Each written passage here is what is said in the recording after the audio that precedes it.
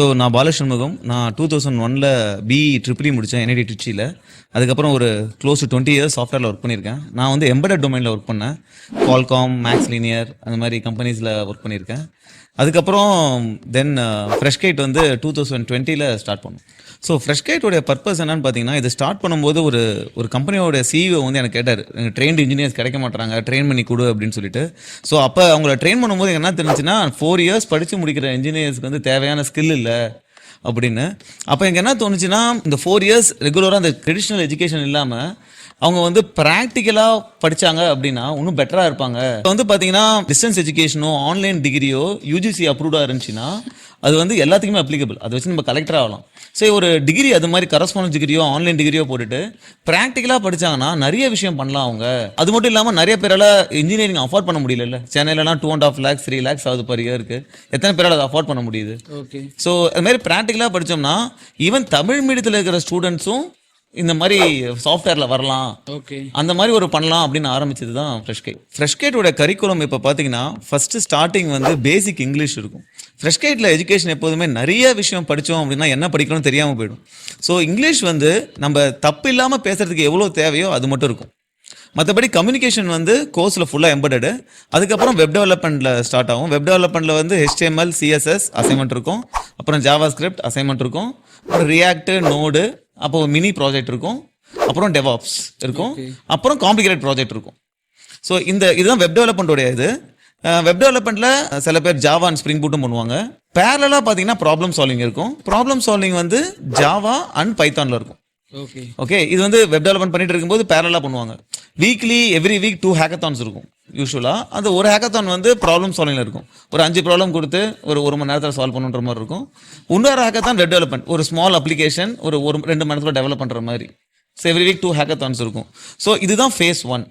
இந்த ஃபேஸ் 1 முடிக்கும் போதே வந்து பார்த்தீங்கன்னா அவங்க வந்து கொஞ்சம் கான்ஃபிடென்ட்டாக ஃபீல் பண்ணுவாங்க. ஒரு வேலை வாங்குற டேலண்ட் வந்துடும். ஃபேஸ் 2ல் வந்து data structures algorithm and system design இருக்குது. இது வந்து கொஞ்சம் ஹை பேயிங் ஜாப் வேணும்னா ஃபேஸ் 2 பண்ணுறது. அதுக்கப்புறம் AIML இருக்குது.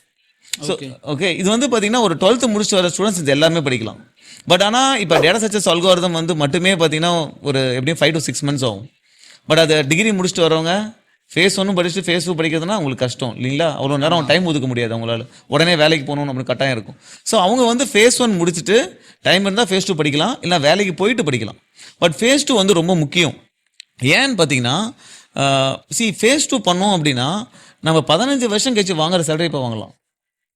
நீங்கள் ஒரு நார்மலாக ஒரு சாஃப்ட்வேர் இன்ஜினியராக போய் ஒரு 30 LPA வாங்கணும் அப்படின்னா it will take 10 to 15 years. Okay, right.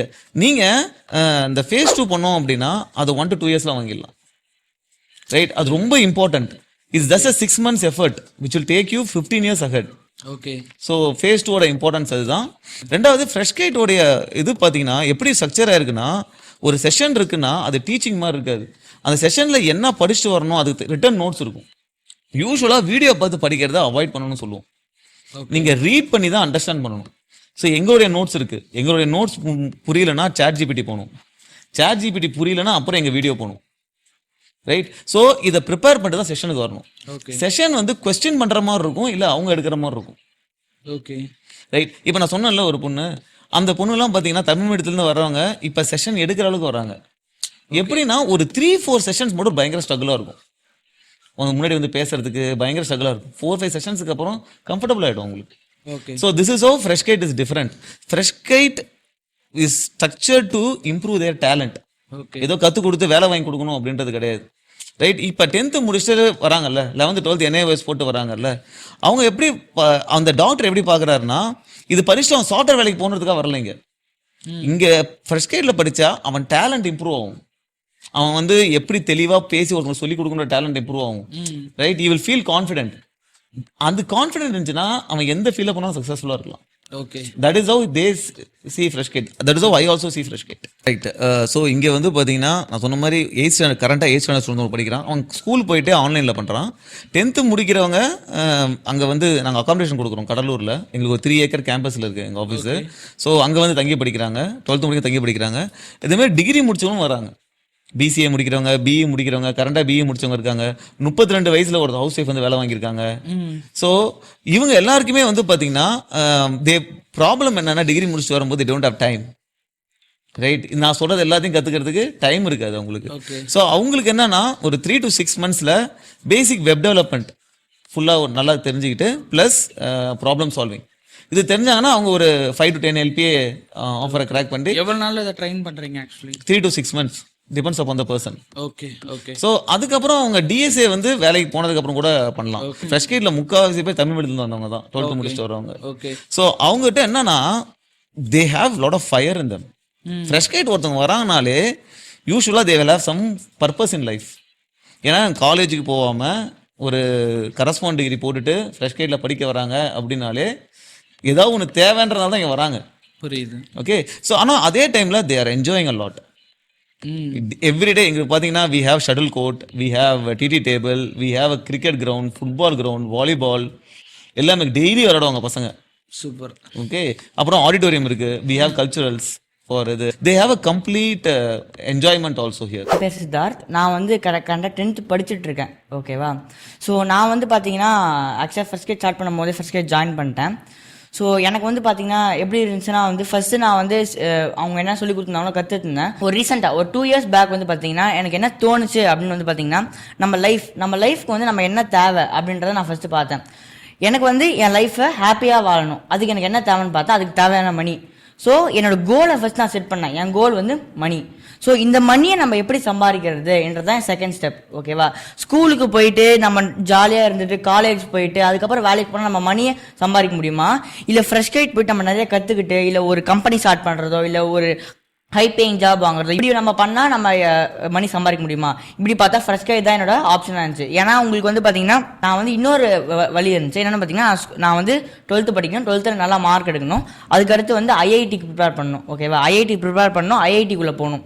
IIT உள்ள போயிட்டு ஐஐடியில் நல்ல ஜாப் கிடைக்கும். பட் எனக்கு என்ன ஐஐடி போயும் நம்மளுக்கு யாரும் சொல்லிக் கொடுக்க மாட்டாங்க, நம்மளே தான் கற்றுக்கிட்டு ஒரு பெரிய ஜாபை தேடணும். ஓகேவா. அதை ஏன் நம்ம ஃப்ரெஷ் கேட்லேயே பண்ணக்கூடாது? அந்த ஐஐடிக்கு படிக்கிற டைம் நம்மளுக்கு சேவ் ஆகும்னு நான் பார்த்தேன். ஓகேவா. ஸோ நான் வந்து இப்போ ஃப்ரெஷ் கேட்டில் வந்து அப்போ தான் நான் டிசைட் பண்ணேன் ஃப்ரெஷ் கேட் நம்மளுக்கு நல்லா சாய்ஸாக இருக்கும்ன்ட்டு. ஸோ அப்போலேருந்து நான் வந்து ஃப்ரெஷ் கேட் ஃபுல் ஃபோக்கஸாக பண்ண ஆரம்பித்தேன். நிறைய கற்றுக்கிட்டேன். ஓகே. நான் மட்டும் கற்றுக்கினது இல்லாமல் நான் இப்போ வந்து பார்த்தீங்கன்னா நான் வந்து ஃபர்ஸ்ட் கேட்ல இருக்க பசங்களுக்கு நான் சொல்லிக் கொடுக்குறேன்.